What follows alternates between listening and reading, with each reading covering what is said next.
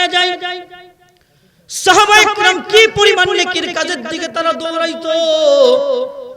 ছোট্ট দুইটা ভাই, কিতাবের মধ্যে আছে হযরতে মুআজ আর মুআওয়িজ, কি নাম বলেন? হযরতে মুআজ আর মুআওয়িজ রাদিয়াল্লাহু আনহু বিশ্বনবী মুহাম্মদুর রাসূলুল্লাহ সাল্লাল্লাহু আলাইহি ওয়াসাল্লাম ঘোষণা করে দিলেন, ও আমার সাহাবীরা, আল্লাহ পাকের দ্বীন বুলন্দ করার জন্য, আল্লাহ পাকের দ্বীন বুলন্দ করার জন্য, আল্লাহ পাকের দ্বীন প্রচার করার জন্য তোমাদের প্রয়োজন যুদ্ধে যেতে হবে, বদরের যুদ্ধে যেতে হবে। কে কে যাবে? তোমরা প্রস্তুতি গ্রহণ করো, একটা দলের সারি কাতার হয়ে যাও। একটু পরে আমি এসে তোমাদেরকে বাছাই করব কাকে যুদ্ধে নেওয়া যাবে আর কাকে নেওয়া যাবে না। এই মুসলমান কথা ভালো করে বুঝবেন, নবীজি ঘোষণা করে দিয়েছেন আল্লাহ পাকের দ্বীন বুলন্দ করার জন্য জিহাদে যেতে হবে। সমস্ত সাহাবায়ে কেরাম রাদিয়াল্লাহু আনহুরা যুদ্ধ করার জন্য, ইসলামের প্রচার করার জন্য সকলে প্রস্তুতি গ্রহণ করতেছে। কিতাবের মধ্যে লেখেন নবী আলাইহিস সালাতু ওয়াস সালাম যখন গণনা করার জন্য চলে আসলেন, সমস্ত সাহাবায়ে কেরামদেরকে বললেন, ও আমার সাহাবীরা, তোমরা চারদিক থেকে দলবদ্ধ হয়ে যাও, কাতার হয়ে যাও। বিশ্বনবী মুহাম্মদুর রাসূলুল্লাহ সাল্লাল্লাহু আলাইহি ওয়াসাল্লাম মানুষদেরকে এরকম ভাবে সারিবদ্ধ মানুষদেরকে গণনা করতেছে কাকে যুদ্ধের ময়দানে নেওয়া যাবে।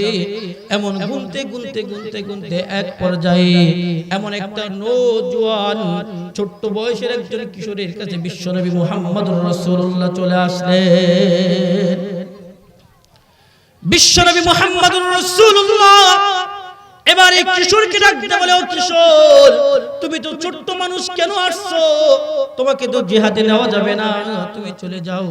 এবার ছোট্ট কিশোর ডাকতে বলে, আল্লাহর পয়গম্বর শুনেন, আমি যখন আপনার ঘোষণা শুনে যখন বাড়িতে গেলাম, বাড়িতে গিয়ে দেখি আমার মা চোখের পানি ছেড়ে কান্না করতেছে, হাউ করে কান্না করে। আমি জিজ্ঞাসা করলাম, মা তুমি কেন কান্না করো?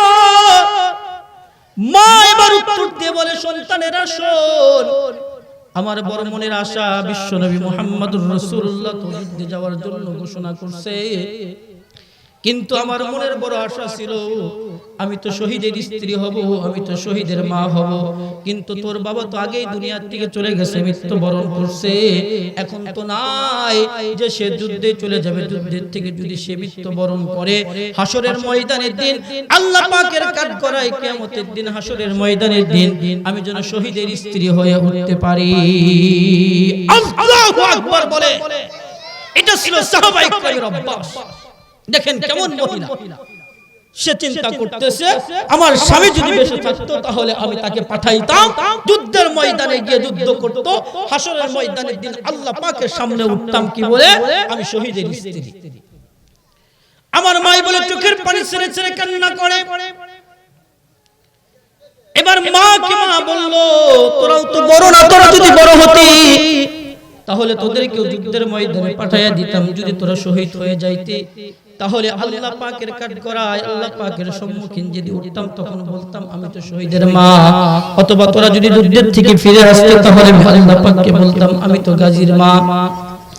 কিন্তু তোরাও তো ছোট্ট মাসুম বাচ্চা, তোরাও তো যুদ্ধের ময়দানে যাইতে পারবি না, তাই তো আমার মনের বড় কষ্ট, তাই তো আমি এমন করে হাউ করে চোখের পানি ছেড়ে কান্না করি। ও আল্লাহর পয়গম্বর শুনেন, মার কাছে আমি অঙ্গীকার করেছি, ও মা আমরা ছোট না হই, বিশ্বনবী মুহাম্মদুর রাসূলুল্লাহ দরবারে যাব, বিশ্বনবী মুহাম্মদুর রাসূলুল্লাহকে বলবো আমরা যুদ্ধের ময়দানে যাব ইসলাম প্রচার করার জন্য, আল্লাহ পাকের দ্বীন বুলন্দ করার জন্য। ওগো পয়গম্বর, আমার মার কাছে আমি কথা দিয়েছি আমাকে আপনি এখান থেকে বিদায় করে দিবেন না। বিশ্বনবী মুহাম্মদুর রাসূলুল্লাহ হযরত মুআজ রাদিয়াল্লাহু আনহুকে যুদ্ধে যাওয়ার জন্য অনুমতি দিলেন, পারমিশন দিলেন। আবার এরপর দলের মানুষগুলোকে সারিবদ্ধ মানুষদেরকে একের পর এক গণনা করতে আরেকটু পরে গিয়ে দেখেন আরেকজন ছোট্ট শিশু, তার বয়স হলো 8 বছর, হযরত মুআওয়িজ।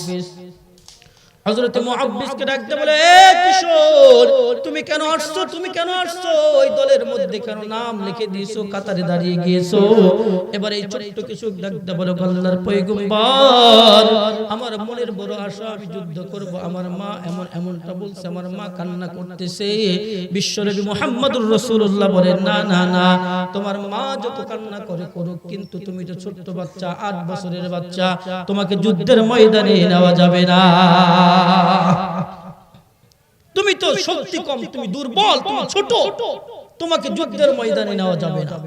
এই ছোট্ট মাসুম বাচ্চা বিশ্বনবী মুহাম্মদুর রাসূলুল্লাহকে বলে, আল্লাহর পয়গম্বর, আপনি তো আমার ভাইকে যাওয়ার জন্য অনুমতি দিয়েছেন।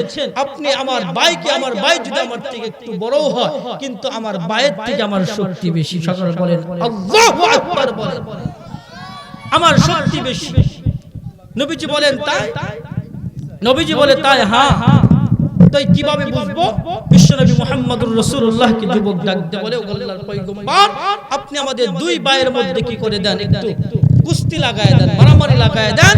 যদি আমার ভাইয়ের কাছে আমি হেরে যাই, তাহলে আমি যাব না যুদ্ধের ময়দানে, আর যদি আমি বিজয় হই, তাহলে যুদ্ধের ময়দানে যাব। আল্লাহু আকবার বলে। দেখেন তাদের ইস্তিহা, দেখেন তাদের চিন্তা চেতনা। আর আজকে আমি আপনি যে যুদ্ধের কথা দূরের কথা, নামাজেই যাইতে চাই না, বলেন কথা ঠিক কি না? বিশ্বনবী মুহাম্মদুর রাসূলুল্লাহ এবার দুই ভাইয়ের মধ্যে কি করলেন? তোমার কত বলতেছি যে চালাও হইতেছে না। এই মুসলমান, কথা ভালো করে বুঝবেন। বিশ্বনবী মুহাম্মদুর রাসূলুল্লাহ এবার দুইজনকে ডাকতে বলে, দুই যুবককে ডাকতে বলেন, তোমরা একজন আর একজনের সাথে কি করো, কুস্তিতে নরো। হে মুসলমান, কথা ভালো করে বুঝবেন। এবার বিশ্বনবী মুহাম্মদুর রাসূলুল্লাহ কি করলেন, দুই ভাইয়ের মধ্যে কুস্তিতে লড়াই দিল। এবার ছোট ভাই বড় ভাইকে বলে, ও ভাই শোনো শোনো, তোমার তো বিশ্বনবী মুহাম্মদুর রাসূলুল্লাহ তোমাকে যুদ্ধে যাওয়ার জন্য অনুমতি দিয়েছে, পারমিশন দিয়েছে, আমাকে তো দেয় নাই। আমি যদি তোমার সাথে যুদ্ধ করি, তোমার সাথে কুস্তিতে নড়ি, মারামারি লাগি, আমি কিন্তু তোমার সাথে পারবো না। তুমি একটু ইচ্ছাকৃতভাবে আমার কাছে হেরে যাবা। আল্লাহু আকবার। একটু ইচ্ছা করে বলতেছো তুমি হেরে যাবা, যাকে তাদের ইস্তিহা যুদ্ধের জন্য, ইসলামের জন্য। দুই ভাইয়ের মধ্যে কুস্তি শুরু হয়ে গেল। একটু যাইতে না যাইতে বড় ভাই ছোট ভাইয়ের কাছে ইচ্ছাকৃতভাবে হেরে গেল। এবার বিশ্বনবী মুহাম্মদুর রাসূলুল্লাহ যখন দেখলেন, তাই তো বাস্তবেই তো তার থেকে শক্তি বেশি। এবার নবী আলাইহিস সালাম ছোট ভাইকে যুদ্ধের ময়দানে যাওয়ার জন্য অনুমতি দিল, পারমিশন দিয়ে দিল। কাফের আর বেঈমান নাফরমানদের সাথে যুদ্ধ চলতেছে, মুসলমানদের সাথে ইসলামের বিজয়ের জন্য যুদ্ধ চলতেছে। যুদ্ধের ময়দানে গিয়ে দুই ছোট্ট ভাই এদিক সেদিক শুধু টাকায়, এদিক সেদিক টাকায় যুদ্ধ করতেছে। কিতাবের মধ্যে আছে, তার পাশেই ছিল আব্দুর রহমান ইবনে আউফ রাদিয়াল্লাহু আনহু, একজন সাহাবী। এবার সাহাবী চিন্তা করলো, তোমরা কেন এমনটা করো কেন, এদিক সেদিক টাকাও কেন, কারণ কি?